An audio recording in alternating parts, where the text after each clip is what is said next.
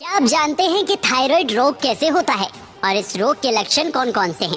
क्या इस रोग को ठीक किया जा सकता है या नहीं? तो दोस्तों, आज मैं आपको हमारे शरीर के अंदर एक ऐसे अंग के बारे में बताने जा रहा हूँ जिससे हमारे शरीर का सेकंड बॉस कहे तो कोई गलत नहीं होगा। हमें भूख लगेगी या नहीं, हमारा भोजन कैसे पचेगा, कितने जल्दी पचेगा, फूड का ब्रेकडाउन कैसे होगा, उसका ऑब्सेशन कैसे होगा, हमारे फेफड़े सांस कैसे लेंगे और हमारे दिल की धड़कन, ये सब कुछ वो स्पेशल बॉडी ऑर्गन ही कंट्रोल करता है और उसका नाम आप कई बार सुने होंगे। इतनी बार कि आप भी ये बात सुनकर बिल्कुल पक गए होंगे, लेकिन आपको उसके महत्व के बारे में शायद पता नहीं होगा। आज की इस वीडियो में हम आपको उस विशेष अंग के बारे में पूरी जानकारी देंगे और उस विशेष अंग का नाम है थायराइड, जो कि हमारे शरीर में मेटाबॉलिक एक्टिविटी को कंट्रोल करता है। थायराइड हमारे गले में बिल्कुल हमारे नेक के बेस में स्थित होता है। हमारा जो एडम सैंपल होता है, जो ये निकला हुआ सा हिस्सा है, उसके नीचे होता है और ये विंड पाइप के आगे होता है। थायराइड ग्लैंड बटरफ्लाई शेप का ग्लैंड होता है जिसमें 2 लॉक होते हैं। हर एक लॉक 5 सेंटीमीटर लंबा और 3 सेंटीमीटर चौड़ा हो सकता है और थिकनेस में ये मात्र 1.5 सेंटीमीटर ही थिक होता है। इसका रंग ब्राउनिश शेड होता है और इसमें बहुत सारी ब्लड कैपिलरीज होती हैं, क्योंकि ये एक एंडोक्राइन ग्लैंड होता है, यानी ये अपने हार्मोन को ब्लड के थ्रू सीक्रेट करता है, इसलिए इसमें ब्लड कैपिलरीज तो होना ही है। वजन की बात करें तो ये एज पर बहुत हद तक डिपेंड करता है, पर फिर भी इसका वजन ज्यादा से ज्यादा 18 से 20 ग्राम ही हो सकता है। जरा सोचो, इतना हल्का सा एक ऑर्गन हमारे पूरे बॉडी को कंट्रोल करता है। जब हम इस थायराइड ग्लैंड के अंदर जाकर देखेंगे, यानी जब हम इसे माइक्रोस्कोपिक व्यू पर जाकर देखेंगे, तो हम पाएंगे कि ये बना है कई सारे होलो स्ट्रक्चर से, जिसे फॉलिकल्स कहते हैं, और इन फॉलिकल्स के अंदर एक स्टिकी मटेरियल भरा रहता है जिसे कॉलाइड कहते हैं। इसी फॉलिकल के चारों ओर कुछ सेल्स होती हैं जिन्हें फॉलिकुलर सेल कहते हैं।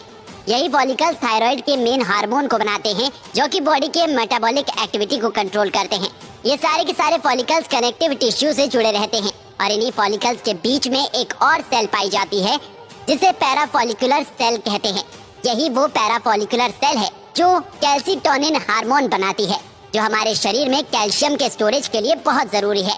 और इन्हीं फॉलिकल्स के बीच बीच में ब्लड वेसल्स भी होती हैं, जहां पर ये अपने हार्मोन को सीक्रेट करते हैं। चलिए जानते हैं कि थायराइड अपने मेन हार्मोन को बनाता कैसे है। जब हम कोई भोजन खाते हैं, तब जब भोजन का पाचन हो जाता है, वहां से आयोडीन के मॉलिक्यूल ब्लड स्ट्रीम से होते हुए थायराइड के इन फॉलिकल्स में आ जाते हैं, जहां पर पहले से ही थायराइड टायरोसिन नाम के एमिनो एसिड को बनाए रखता है। एक बहुत ही कॉम्प्लेक्स प्रोसेस के बाद जब आयोडीन के 3 मॉलिक्यूल इस टायरोसिन के 2 मॉलिक्यूल से जुड़ जाते हैं, तो ये थायराइड के पहले सबसे इम्पोर्टेंट हार्मोन T3 का निर्माण करते हैं, जिसे ट्राई आयोडो थायरोनिन के नाम से भी जानते हैं। और जब आयोडीन के 4 मॉलिक्यूल इन फॉलिकल्स में पहले से ही मौजूद टायरोसिन के 2 मॉलिक्यूल से आकर जुड़ जाते हैं, तो ये थायराइड के दूसरे सबसे इम्पोर्टेंट हार्मोन T4 का निर्माण करते हैं, जिसे थायरोक्सिन के नाम से भी जाना जाता है।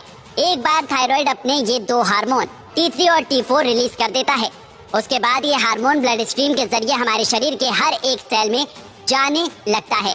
देखिए, जब T4 हार्मोन हमारे सेल के अंदर जाता है, तो वो भी T3 में ही कन्वर्ट हो जाता है और अपना एक्शन स्टार्ट करता है। जैसे ही ये थायराइड के हार्मोन हमारे सेल में पहुंचते हैं, ये हमारे सेल में ग्लूकोज के ऑक्सीडाइजेशन को रेगुलेट करना शुरू कर देते हैं।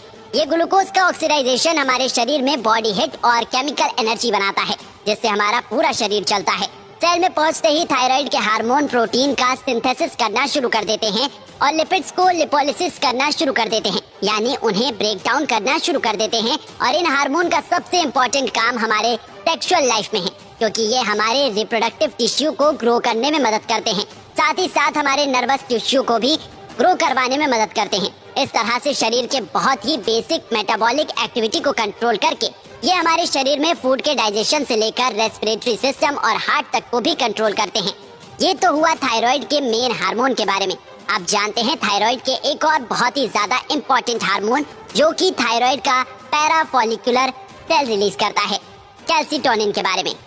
देखिए, थायराइड के पैराफॉलिकुलर सेल में कैल्सिटोनिन हार्मोन स्टोर रहता है। जब शरीर में हमारे ब्लड में कैल्शियम की मात्रा बहुत ज्यादा बढ़ जाती है, तो ये कैल्सिटोनिन हमारा थायराइड ग्लैंड रिलीज कर देता है।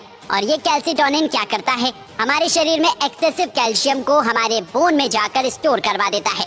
जरूरत पड़ने पर पैराथायराइड ग्लैंड के हार्मोन इससे ब्लड में इंक्रीज कर देते हैं। आप कभी न कभी किसी व्यक्ति को घेंगा रोग से पीड़ित तो देखे ही होंगे, जिसमें व्यक्ति का गला बहुत ही बुरी तरीके से फूल जाता है।